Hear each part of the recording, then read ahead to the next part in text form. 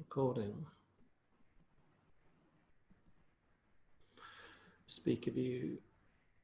Speaker view. Okay. Can you just talk for a second, Luke, please? Yeah. Can you hear me loud and clear? Yeah. Okay. If you just keep going for a little bit longer, if that's okay. Yeah, sure. What I'll say, I'm going to just say random words for a while just to do your mic test. Cool. Yeah. Okay. Speaker view. Okay. Right. I think just double check that. Speaker view. I think I've got a few different views here, so I'm going to try one particular view on the record. But okay, we'll make a start. Well, welcome to the eCom at One podcast. With me today, I've got Luke Carthy. Now, Luke I met not that long ago, actually, only about 3.5-ish months ago. Luke came over to me at an SEO event, full of energy and full of sort of passion for digital and SEO. And I didn't realise at the time, but Luke's actually a very seasoned speaker at events and has spoke at MozCon, Search Love, a lot of the big high-profile SEO events. So obviously, after I got back from the event, had a real good look at what Luke's been doing. And we've been trying to get Luke on the podcast. And thank you so much, Luke, for agreeing to come on board and be interviewed on the podcast. So welcome to the eCom at One podcast. Yeah, thank you. Appreciate you having me on. It's crazy because these things are always more nerve-wracking than actual conferences. I think it's the fact that it's recorded in real time, even though the conferences are, but there's just something about one-on-one. And always gets my skin crawling a little bit. I'm looking forward to it. I'll try and relax you, get you warmed up, and get you loosened up, should I say? Brilliant. So obviously met you at the SEO conference, and the podcast is very much focused around e-commerce stores. And I know obviously straight away that you're very experienced in the e-commerce sector. I think on your website, your sort of pitch or your headline is e-commerce growth consultant. So that's quite a mouthful, but ultimately you have got a lot of experience in the e-commerce sector, a lot of e-commerce specific. So maybe if you want to tell me a little bit about the last maybe 5 years in the e-com, what you've been doing, from industry to now freelance. Yeah, sure. So there's been a bit of a mixed bag over the last 5 years for sure. I think kind of about 5 years ago now I was in an in-house role. Or a couple of in-house roles over the last 5 years, but I kind of transitioned from agency and jumped on an in-house role and thought, you know what, this sounds like an awesome opportunity because I can spend more time on one specific client and really get into the detail and have that capacity to really kind of, spend time and find bits and pieces. So I kind of fell in love with SEO. I landed on my feet in e-com, and it was kind of all sorts of bits and pieces since then. So yeah, in-house at Caterpillar, in-house at pharmaceutical retailers, and loads of bits and pieces. And I think over the time, what I've learned is I had a massive affinity and love for e-commerce. And I think the main reason why is because it's undisputed growth. You can literally see the money you put in the till. So, if you're making the tills ring and you're essentially driving sales, then it's typically, most cases, quite easy to see where you're making a difference. And it's instant, it's immediate, and I love the pace of it. It's something I absolutely adore to do. Yeah, I think that's the big one, isn't it? You can see the results. It's that simple. Yeah.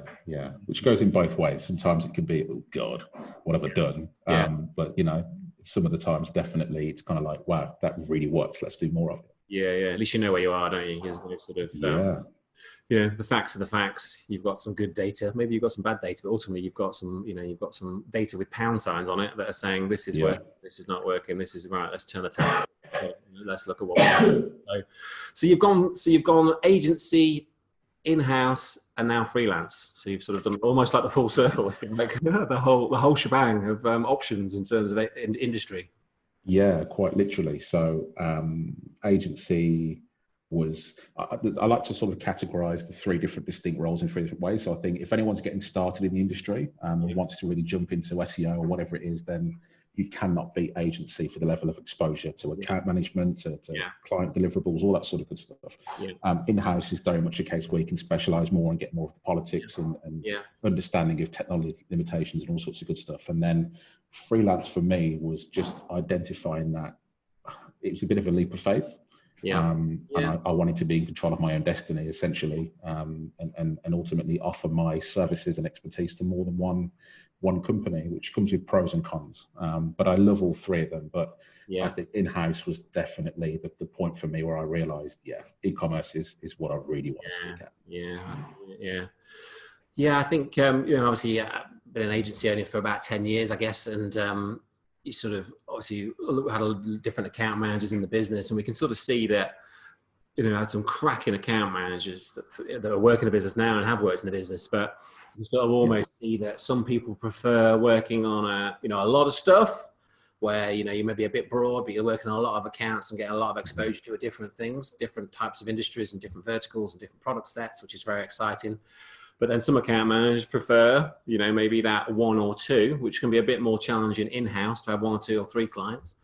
But then, some people obviously do leave the agency and move on to, specific companies where they can go sort of all in. They can spend the 5 days doing an SEO audit rather than the 2 days that you do it, if that's necessary, and really going deep on the specifics. So it does allow you, doesn't it, to, especially in-house, being able to go a bit deeper in some of the topics. So freelancing, and how long have you been? You've not been freelancing too long, have you? I think. Right? No. So I officially went freelance in October.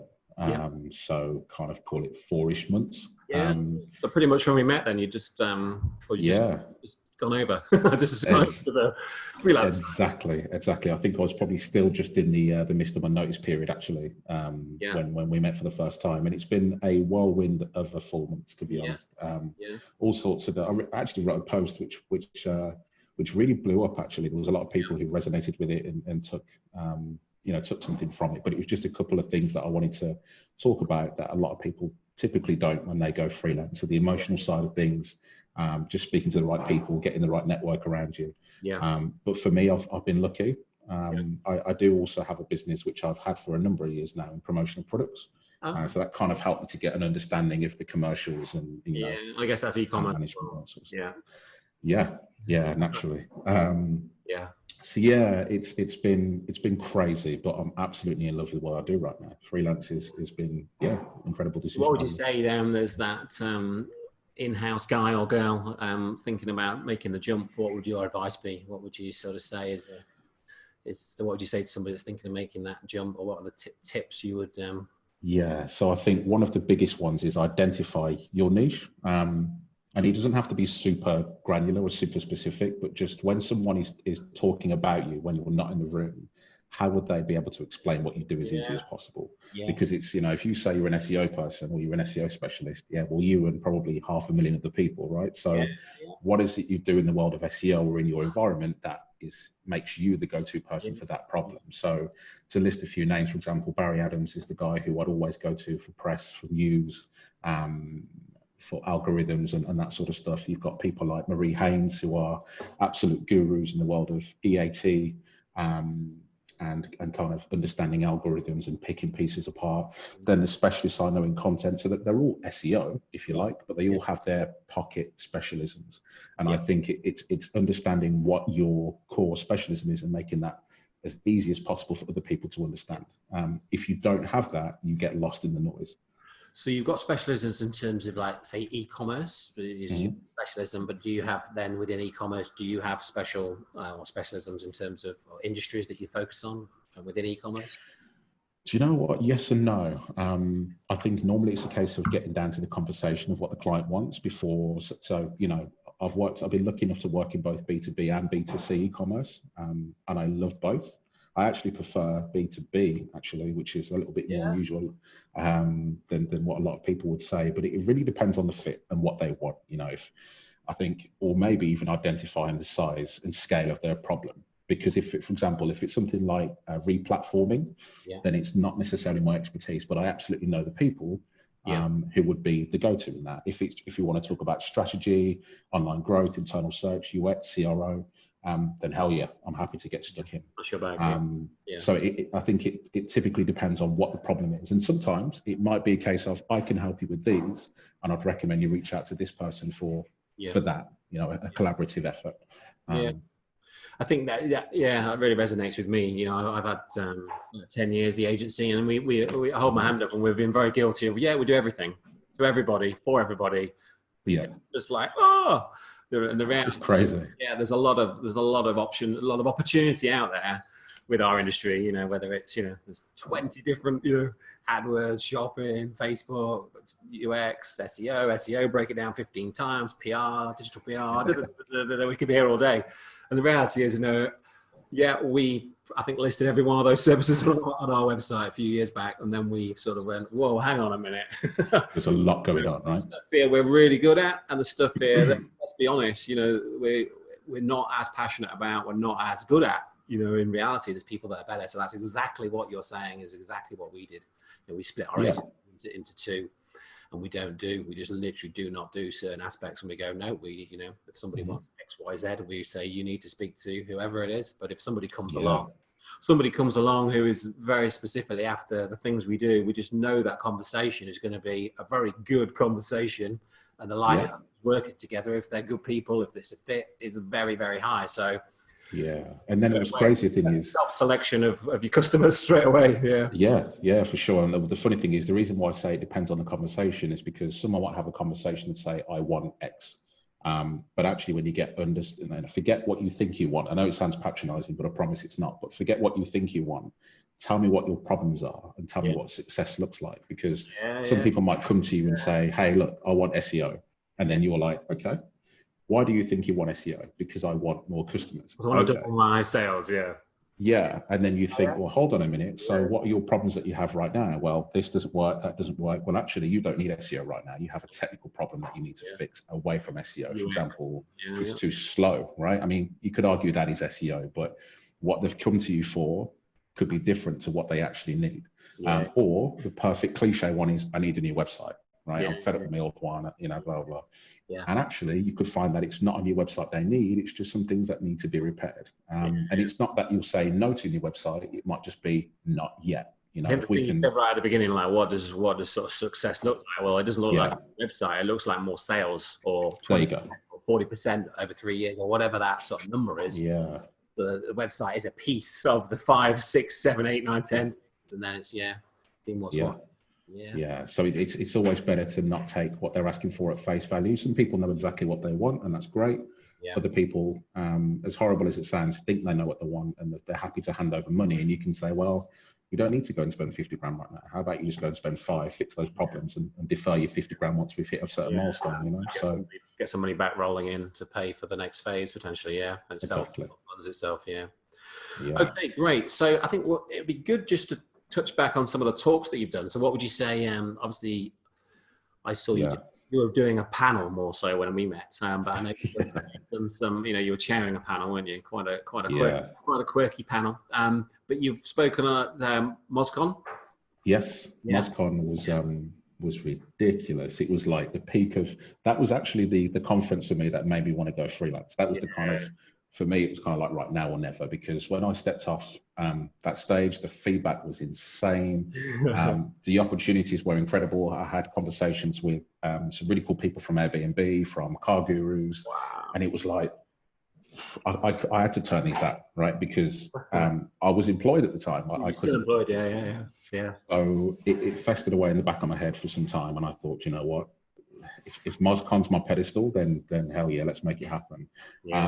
But in terms of topics, I've spoken about things that are a little bit more unorthodox, a little bit less typical. So MozCon was talking about how to use an SEO tool to deliver CRO growth.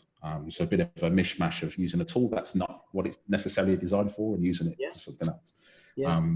So one example I identified in there was for a client, how we wait me a second. Oh, that was it. So I looked at Home Depot, and one of the examples was they have thousands upon thousands of categories that have no products in, but they all resolve. They all have a 200 response code. So if I had access to the data, I could have proven to Home Depot that you have 500,000, say, visits to all these categories. You've got no products in. What are you doing? Or no products been served. There you go. Or search queries that have high volume but low product count, or been able to use things like custom extraction to identify search terms that have small numbers of products. So, you know, I'll give you a perfect example. There's a client of mine that sells racks and networking equipment. Yeah. And they had a lot of searches for rack drawers, but they didn't manufacture any, they didn't have any. So naturally, when I started to find an insight, I was like, you need to go and manufacture some rack drawers. So they did. Yeah. They started to sell. Happy days. So it was all that kind of stuff of understanding the data that you have and finding opportunities for sales. What did you, or what did the client do with all the 200 response codes in the end? What did they put on the pages? I'm curious. Oh, so it was the home. I think I did Home Depot, Argos, and Best Buy. So they're not my clients. These were just kind of check. I mean, it'd be brilliant if they was. It'd be brilliant if they was. But it was just a case of I wanted to pick on brands that people, because everyone assumes, right? Not everyone, but a lot of people assume that a big brand always do things the right way. At the end of the day, they're just like me and you, or there's a few more of them getting paid a lot more probably. Yeah, so I think it kind of hit twice as hard when I picked a brand that people considered a household name in the US and found really basic things that they were doing wrong that was costing them potentially quite substantially. So it was just 3 cherry-picked instances of American brands that I thought would work well. Because I think you have quite a habit, should I say, of picking on, not picking's the wrong word, but learning and exposing issues that big sites have. I think you obviously you had a bit of a situation with Lidl not so long ago, I believe. Tell me about that. Yeah, Lidl was fun. So there was a situation where I think it was a Christmas campaign, and I had a good copy of the Good Food magazine because I love to eat and I love to cook. Right? So back cover, beautiful spread, Lidl, and it was a really nice URL, lidl.co.uk/Christmas or something like that. It didn't work. So I fired up the web address and just nothing, 404, right? So what I like to build, the reason why this came about is because what I like to build is for clients is a 404 counter in GA that counts the number of 404s by how many people find them rather than SEO impact. Because there's a 404 that impacts a website from an SEO point of view, and there's a 404 that impacts from a CRO point of view. You know, so if you've put out a magazine that has lidl.co.uk/Christmas and it doesn't work, you can imagine you looking at the tens of thousands of people who have punched that in. But from an SEO point of view, there is no damage because it's probably a URL that maybe never existed before. So SEO, nothing, CRO, big problem. So I kind of did a blog post, identified some of the stuff that they weren't doing right, collated it all together, published it, and Lidl were fantastic at getting back to me. Really? Hasn't always been the case. Normally it's a case of people just ignoring me or whatever. But Lidl slid in my DMs and said, hey, thanks for letting us know. We fixed the issue. And yeah, I was kind of expecting like a Christmas hamper at least or something. No, not even a little chocolate box. Nothing special. Okay. But I just think, I mean, I could have, a lot of people say to me, why didn't you handle it in a different way? Why didn't you, send an email to someone or send a letter? But the way I see it is, one, it's publicly accessible information. It's on their website publicly, so I'm not doing anything malicious. And secondly, the chances of me getting Lidl as a client is really slim. But the chances of me getting clients off the back of what I've found on Lidl is much greater. So, and even, let's be honest, if I don't get Lidl as a client ever in my life, it's a shame. I might have shot myself in the arse, but to be honest, I'll probably never get them as a client anyway. So I've probably won a lot more than I've lost, I reckon. I would agree. They'll probably drop you as quick as they hire you as well. maybe not. Yeah. But yeah, nice one. I'll have to keep an eye out for who's next on your radar. There's one. There's one coming. Is it? I need to get the time to write it, but it's there's one coming soon.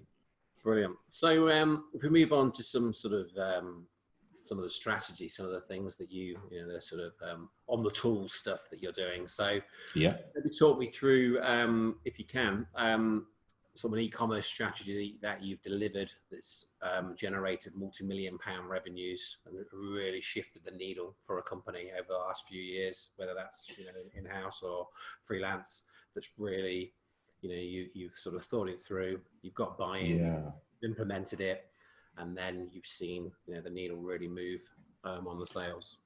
So there's definitely a couple of standout examples.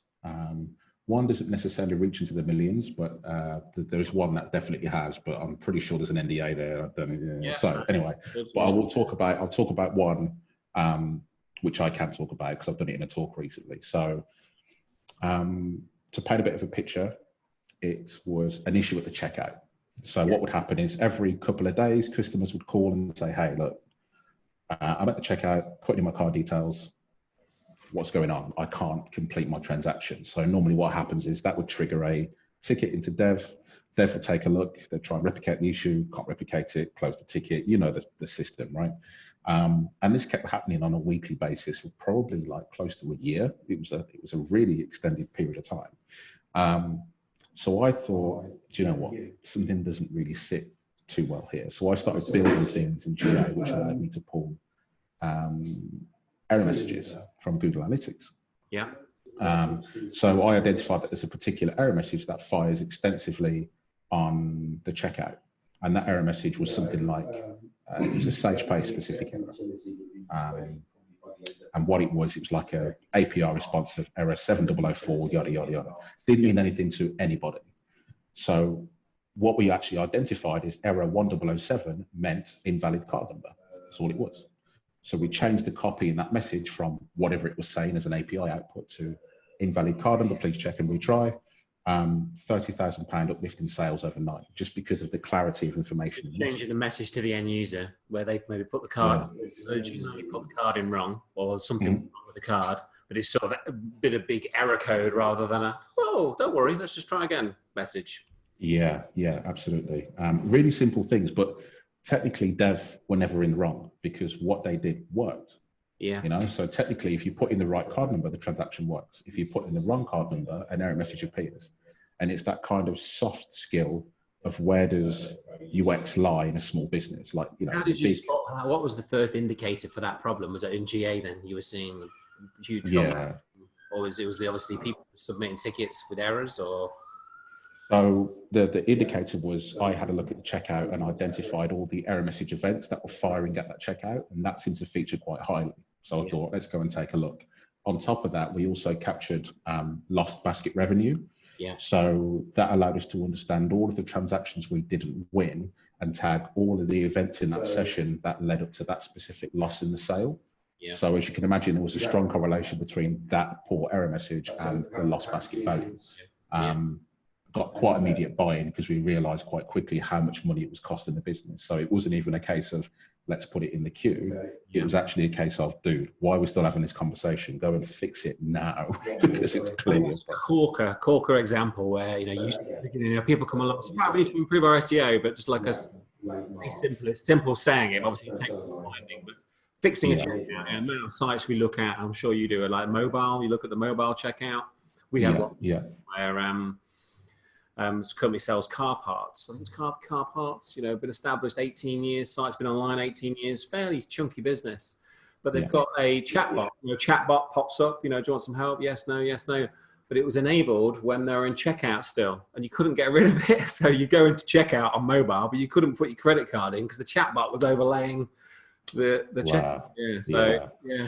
I tell you what, you saying that, another one was we enabled American Express as a card payment type, but the CVC validation only allowed up to 3 characters, right? So obviously Amex is 4. So we used to have customers, well, I can't pay with Amex. I'm like, yeah, you can. Yeah. And it took weeks to find that issue. But it's the really small, irritating issues that you can't replicate or see that are the ones that cost you so many owners of sites and they're just blind to it because they're seeing it every day. They don't even think, oh, it's not the checkout. Have you checked it? Well, yeah. Have you really checked it? No, probably not. No.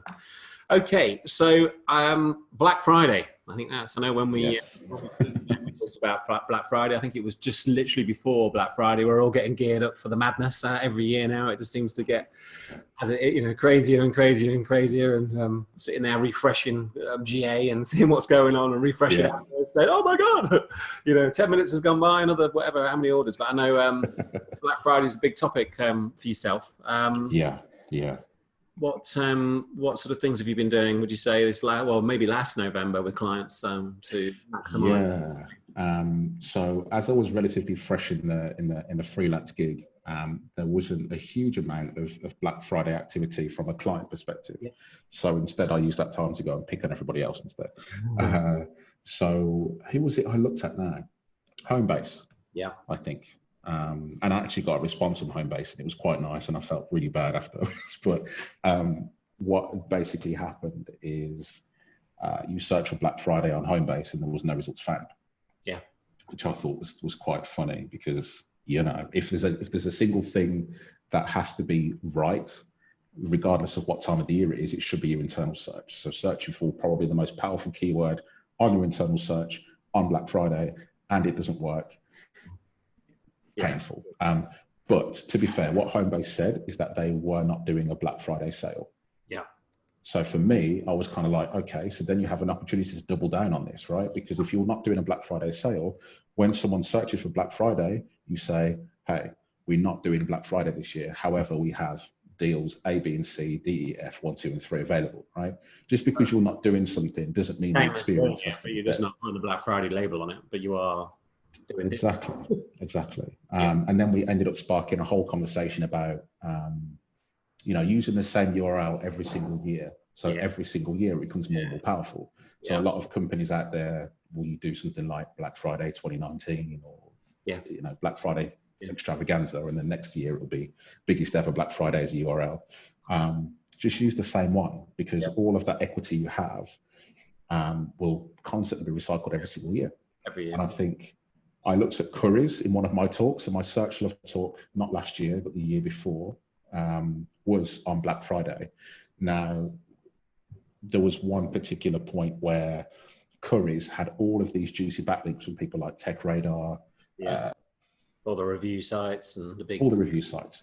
And it was, as you see, every single year, there's lots of publications and articles, Daily Mail, all that sort of stuff, who do a summary of the top Black Friday deals from the key retailers. Obviously, these pages don't die when Black Friday's gone. So but the mega backlinks. But they killed the products because they're no longer for sale. So my point was, why are you taking those products off the website? Why don't you keep them there? There's an SEO kind of middle ground you need to take care of, but keep them there. And then when people go to these products for next year's Black Friday, then you can say, hey, we don't sell this 50-inch Hisense TV for $299 anymore. However, we do have this JVC 50-inch for $329. It's just using as much of the stuff that you've done before and keep using it. And then another perfect example is like case sensitivity on discount codes. And I see this so many times where like you say, get an extra 10% off when you use discount code Black Friday, but you have to do it uppercase, otherwise it doesn't work. And then it's like you've lost the sale because someone's on a mobile phone and hasn't done that, or so just made it non-case sensitive. That's the obviously the Black Friday URL issue, but that's just it's a wide issue in e-commerce, isn't it? Where a lot of clients we have, or so I know a handful of clients, should I say, that have limited runs of products, and then they might not get them for 8 months. So their strategy was, right, well, we'll take it off the website and then we'll put it back on 8 months later. But as what you're saying, and what we're saying is, obviously Google's indexed that product page maybe 4 years ago. So sitting here today, you could have 4 years worth of equity, 4 years worth of power, a domain authority, or domain authority, should I say, rather than every 3 months, every 12 months in Black Friday's instance, you're starting from fresh. It's quite a simple solution, but it's usually, I think a lot of people, we don't sell that anymore. Get rid of it. I think, to be honest, hats off to people like Argos, because every single year they are always consistent with their user experience. Their Black Friday land page is always spot on. But some big retailers get it right. Equally, some small independent retailers get it right. But then it's the biggest time of the year. Like if you miss that day, you've probably cost yourself potentially tens of thousands, if not more, right? So for those that are listening to the podcast, some of the e-commerce stores that will be listening, that will have products that are coming in and out of stock all the time. Sort of part of Friday for a second, they're selling a product, and then that product page, you're going to go to that product page. There is no stock for say 3 months. What would you advise to do to that product page if there's not a product going to be available for 3 months? Would you do a potential back order option, reserve option, or give them the option to look at other products or both? Or yeah, I think the commercial limitations, I guess, is business dependent, right? Because for some products, or maybe a lot of products, you just don't know when stock's going to come back. Yeah. You know, you might have an idea, but the last thing you want to do is start fulfilling orders and then find out. Sophisticated back end systems to know that. It's exactly coming in. Yeah. So what I normally advise is that the technical side of things needs to remain separate from commercial. So what I mean by that is if the product is out of stock for a mid to long term amount of time, then sure, take that product out of the index. And what I mean by that is no index it, but keep it followed. But what you do not do is turn that product off.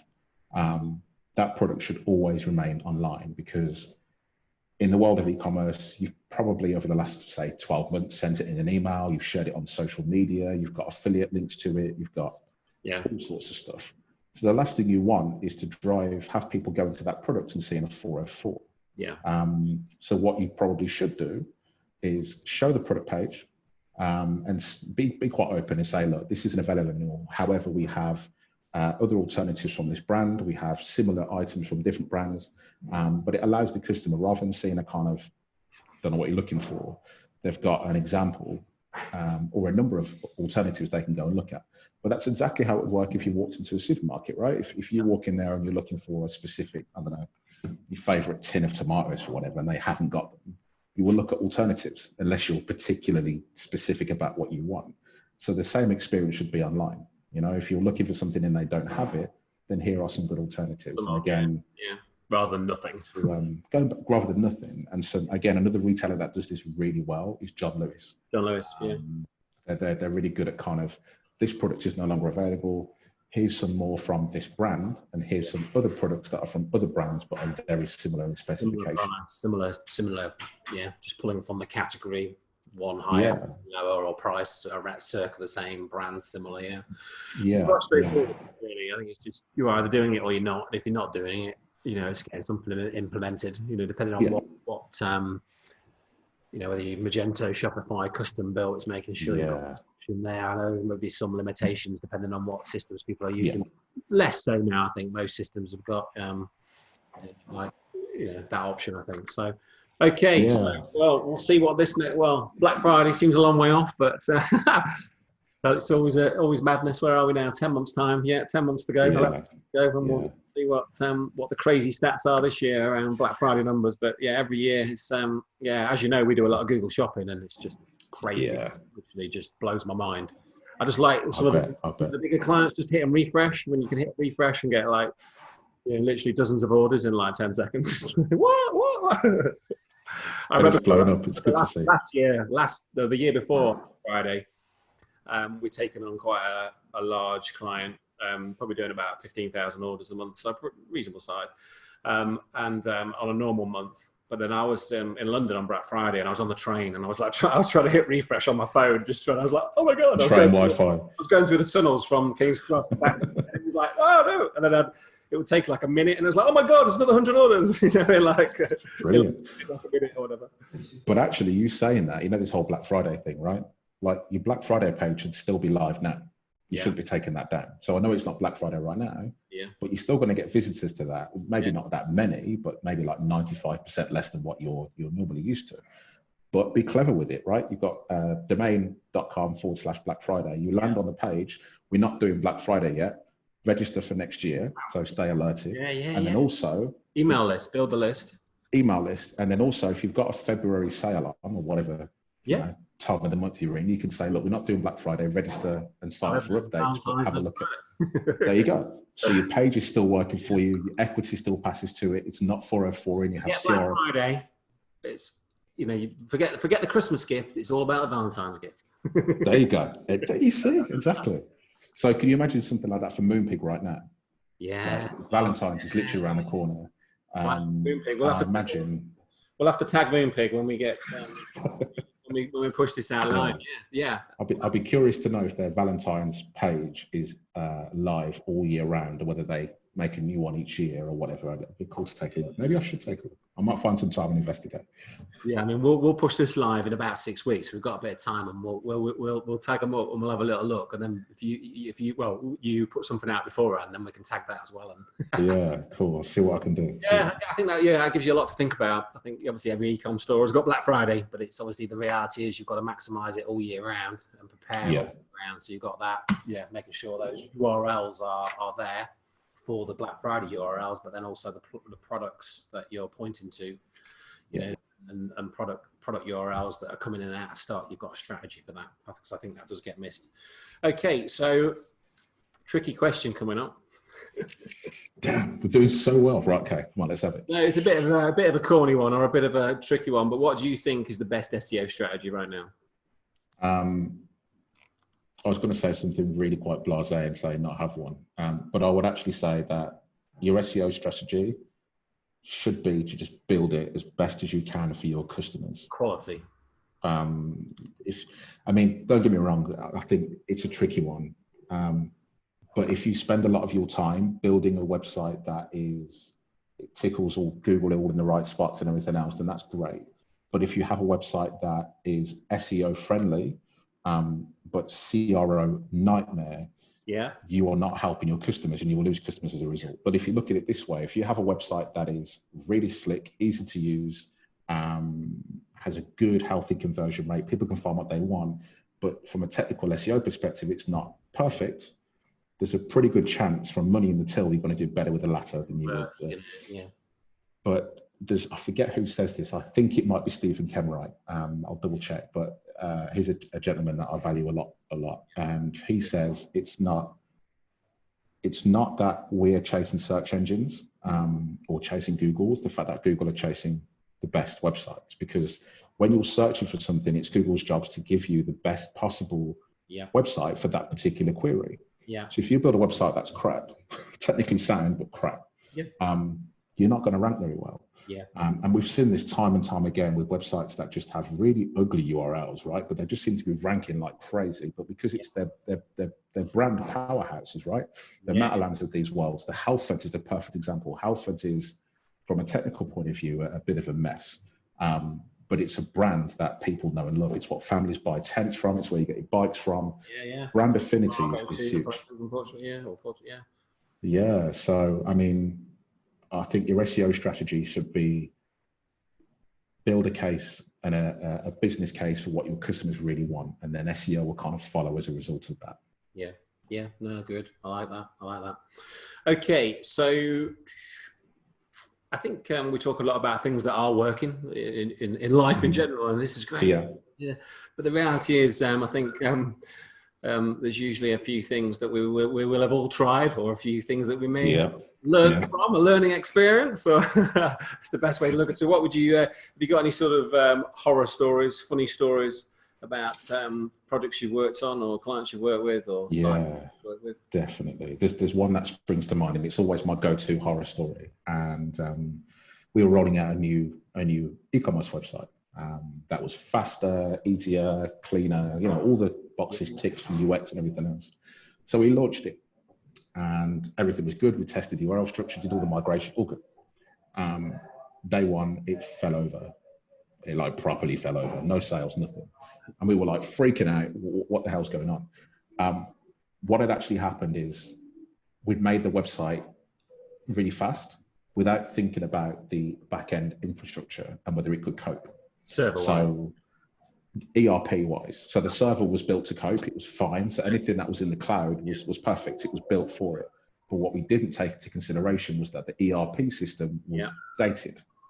The ERP system needed a certain amount of time to respond with queries like prices, stock, and all that sort of good stuff. So it made the website a lot quicker, but we then made the ERP system struggle to the point where it just fell over. So no pricing, you can't buy anything, you can't log in.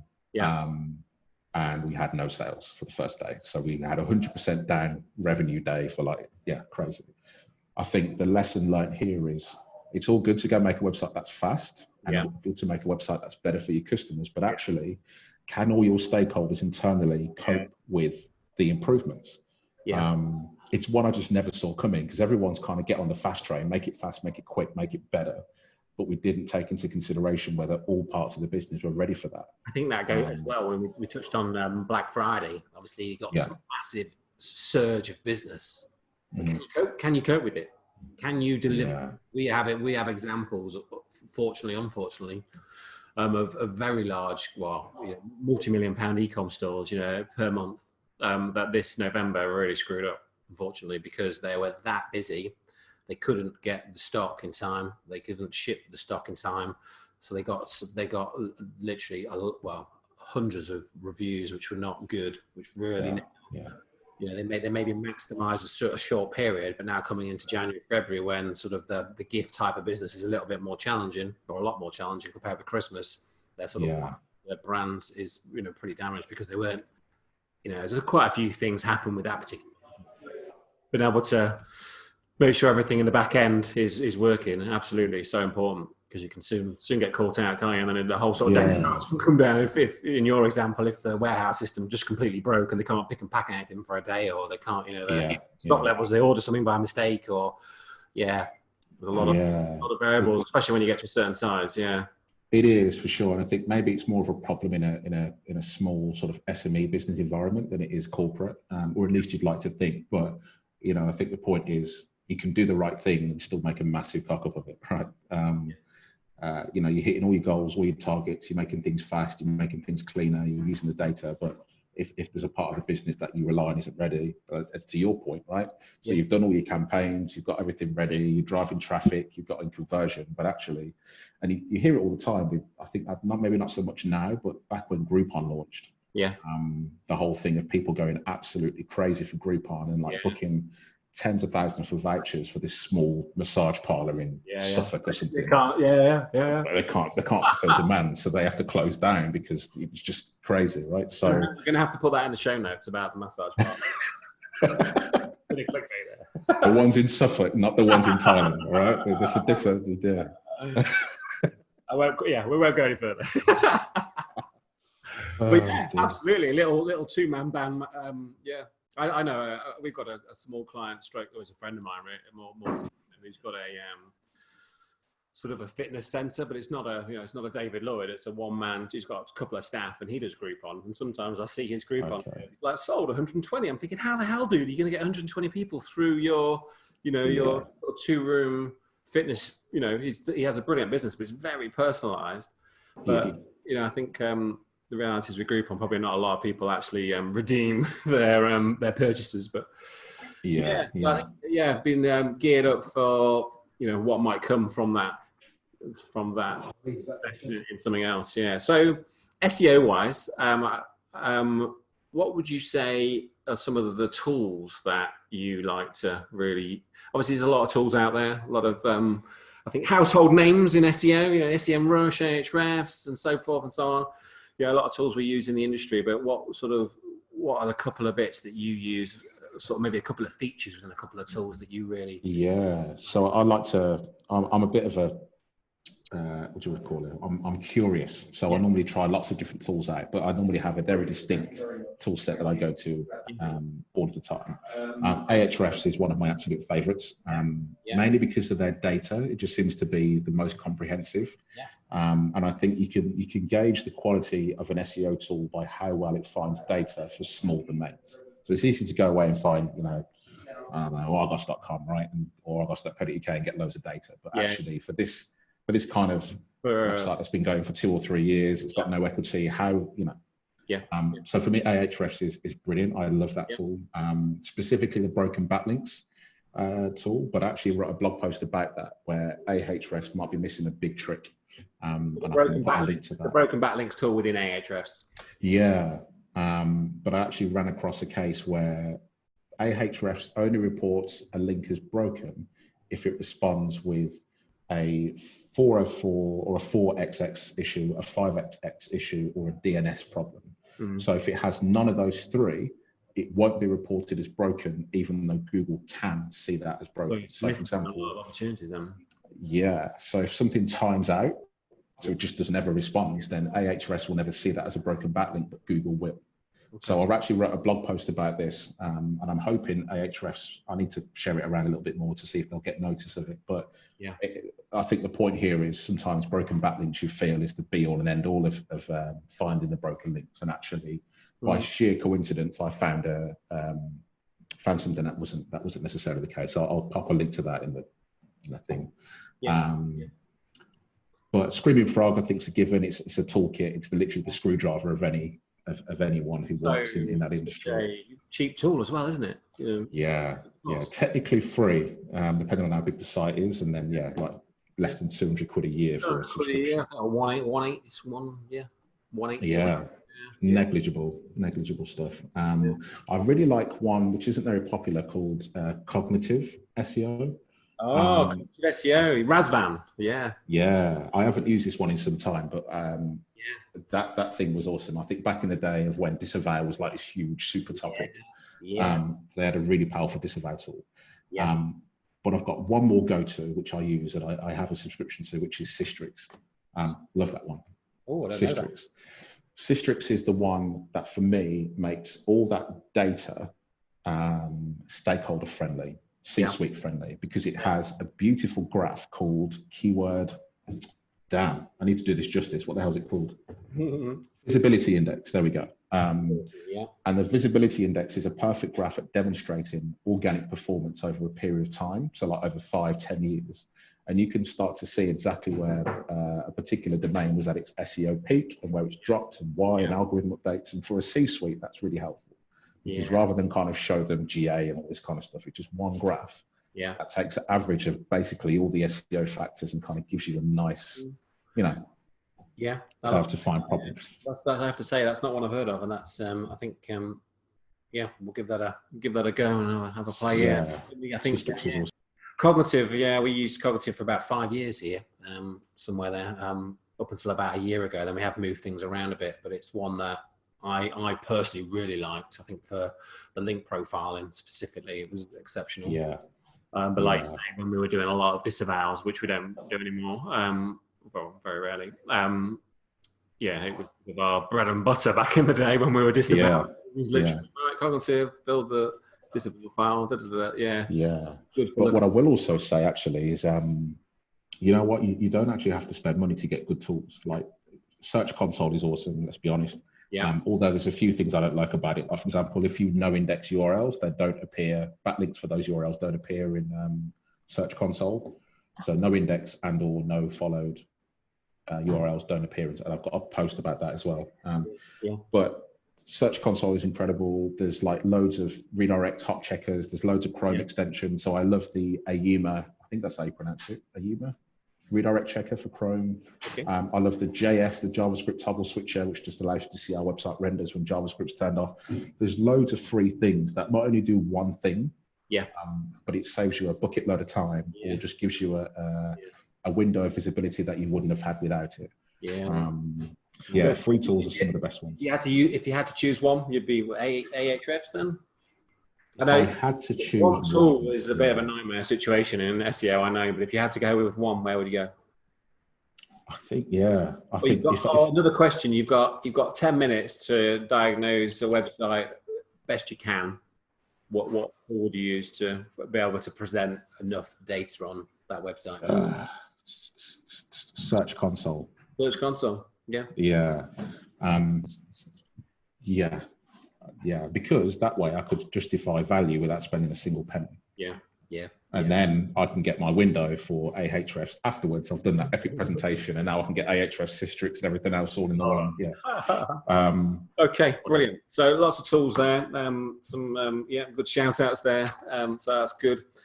So what would you say is one thing you wish you'd known before you started out as an SEO? Is there one thing in particular that you think?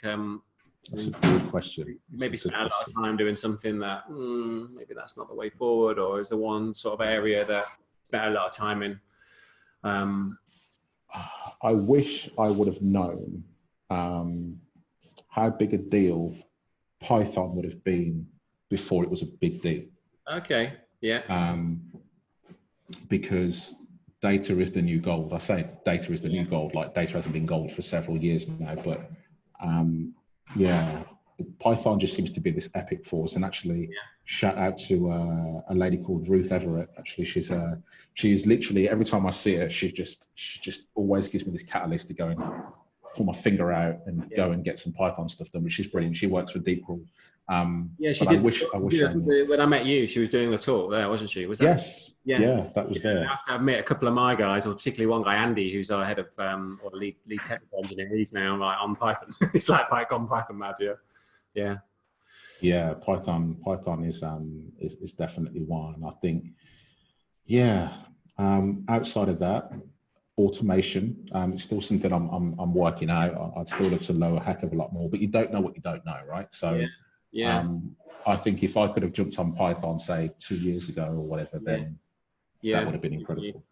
Yeah, automation's an interesting Python, and I'm not too, I'm not on it whatsoever personally, so it's a tricky one for me. But like automation, obviously, on the AdWords side, huge. It's a huge thing for us, a huge thing for our clients, being able to. There's obviously different types of automation, but being able to take data from different systems and different, extract stuff from from the different tools. And we've just had a meeting this morning about creating new dashboards for clients. Data Studio, and then extracting all the data from Ahrefs, extracting API from Push, GA, obviously, and just some of the once you've set some stuff up using automations, like wow. You can really dazzle the client, but obviously you can speed up and you can spend your time then doing proper stuff. Rather than spending 5 hours sorting out data and sort of so but I think to also complement that, the one thing I'd absolutely say is it's all good and well having all the science and technology and gigabytes and terabytes of data at your disposal, but SEO will always be fundamentals first. So your backlinks, your information architecture, your speed, they're all just as important, if not actually they're a heck of a lot more important than all the new shiny stuff like all that sort of stuff. So I think SEO is still the same as it was to a point 5-10 years ago. It's still about fundamentals, right? I agree. And sometimes it can be very easy to get lost in the new and shiny and forget about the core pillars of stuff, right? Absolutely. So what would you say is one thing that you failed at? Wow. Okay. I might have to swear on this podcast because I feel like I need to. My podcast, do it right, within reason. Oh God. One thing I think I failed at. Probably need to reword the question. So what's the biggest learning? Time is precious. I think everyone who hits their 30s will probably say this, right? So you don't realize how much time you waste when you're in this is like turning from like an SEO podcast to some kind of live coaching thing. But like in your early 20s, you are so time rich, you don't realize how much time you actually have. I think if I'd have realized and sat down and really got my head down and stopped messing around with alcohol so much, then I probably would have been a little bit further on than I was. But saying that, compared to my humble beginnings and everything else, I've come a heck of a long way as well. So I don't know. I think I've got a better answer for that, and I'll work it out as soon as I put the phone down for this podcast. But that's what I'll give you right now. So what would you say? Obviously, a lot of like you say, fundamentals are very important. So even more so, getting out, building a quality experience. But what would you say one trend that we've got to keep an eye on in the industry that you think is, think about e-commerce specifically? What's one trend we should keep an eye on? One thing I think one thing I'm actually really curious about is Instagram. I'm a little bit worried by, should I say, because they've not really managed to make a massive commercial move yet outside of the cliche ads. But Instagram is super visual, and Instagram is all about influence, and it's very, it's fashion led, right? So I think there could be something in the pipeline, don't know when, maybe 12 months from now, where Instagram becomes its own e-commerce platform. Imagine like kind of like a Shopify Instagram mashup.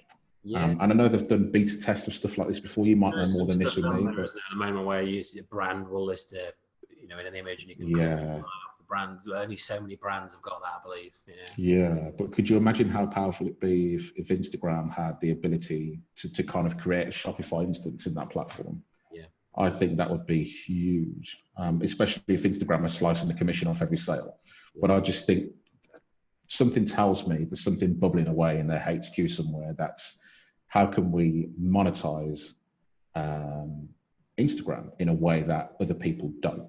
Yeah. And then you think about Google as well and stuff like that. So for example, yes, you've got Google now, you can click on a PLA or click on a product ad and go away and buy it. But imagine a situation where you can do a whole transaction from the search page rather than having to go to a retailer. So kind of like Amazon mashed with Google search. Yeah. So it wouldn't surprise me again if you click on a product. Yeah, well, we've been to obviously quite a few different meetups, I guess. Meetups, no. Yeah. But with Google, and the last one I was at was showing the PLA, Google Shopping listed, and then when you click through, it adds the product to the basket already on the website. Okay. They said that was coming, but that was about 9 months ago when they said that. So I thought, it's already going to be here. So literally, you've clicked the PLA or Google Shopping listing, and bang, you're on the site, but you're not just on the product page. You're in the basket with the product ready to go. Right? Yeah, that's cool, but I also don't think that's Google enough. That's not Google enough. I think what will happen is you'll be able to complete the entire transaction without ever leaving Google. Yeah. And then ultimately Google just kind of pushes you the sale via a platform or something. Yeah. So that's I could scary, technically, isn't it? Think, well, so it's not, so do we not need a website then? One day. But think about what they've done to things like Google Flights, right? And it's all in the car insurance and stuff. It's just there. Yeah. So I think it's just a matter of time before they work out how to avoid you even going to the website to complete a purchase. Yeah. When? Don't know. But they'll find a way. Yeah. Product search in the index. You just buy it. Yeah. Because I think they must be working on, well, obviously they're always working on stuff, but like with the shenanigans with the CSS, they've had to bring out the CSS system for the to counter the sort of, obviously the index not being competitive for price comparison sites. So they've brought that out, but it's the next level where there will be a price comparison into the index, maybe, or something like that. Yeah.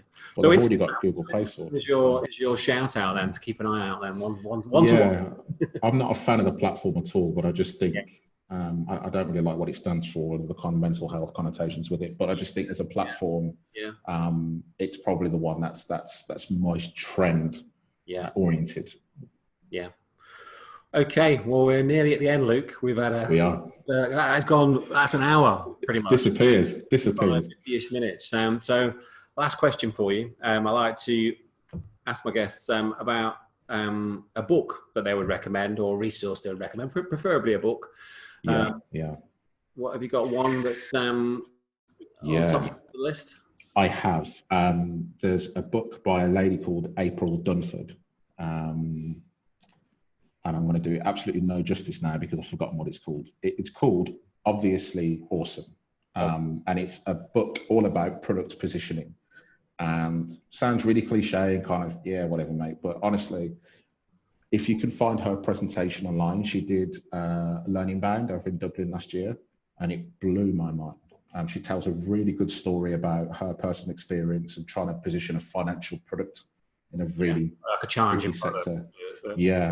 But her book talks a lot of sense, and I'm quite an impatient person, so I don't really like those really thick, heavy novels. I'm with you on that one. But it's a good, you could read it in probably a day or 2 days if you wanted to. But it's got some really good stuff about positioning your products, which you can relate to in e-commerce or just kind of like a brochure site. But that's definitely my go-to book. Yeah, I think it's a brilliant book. Yeah. So April Dunford. April Dunford, and the book's called Obviously Awesome. Yeah, we'll get that in. We'll get that popped in the checkout and get that checked out. Yeah. Well, Luke, thank you so much.